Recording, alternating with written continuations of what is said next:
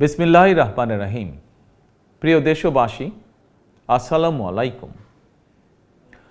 আপনার, আমার, আপনাদের, আমাদের প্রত্যেকের স্বার্থে একটি জরুরি জনগুরুত্বপূর্ণ বিষয় আপনাদের দৃষ্টি আকর্ষণ করছি। আমরা সকলেই জানি ডেঙ্গু কিংবা চিকুনগুনিয়ার মতন মরণঘাতী রোগ জনগণের প্রাণহানির কারণ হয়ে দাঁড়িয়েছে। অথচ আমরা যদি সবাই সচেতন হই তাহলে ডেঙ্গু কিংবা চিকুনগুনিয়া থেকে নিজেদেরকে রক্ষা করতে পারি।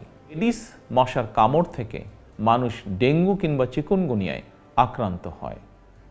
সুতরাং ডেঙ্গু থেকে রক্ষা পাওয়ার জন্য আগে থেকেই সকল প্রতিকারমূলক পদক্ষেপ গ্রহণ করা অত্যন্ত জরুরি।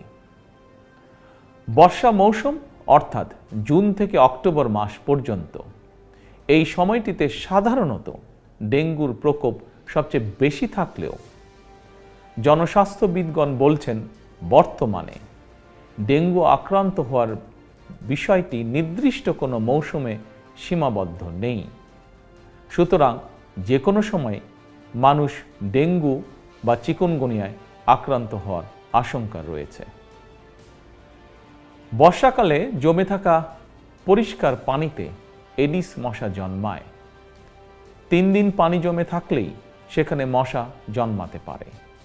কীটতত্ত্ববিদ এবং জনস্বাস্থ্য বিশেষজ্ঞগণ বলছেন মশার প্রজনন নিয়ন্ত্রণের জন্য ড্রেন, ডোবা, নর্দমার মতন যেসব জায়গায় পচা পানি জমে থাকার সুযোগ রয়েছে সেগুলো পরিষ্কার করে রাখাই সবচেয়ে কার্যকর উপায়।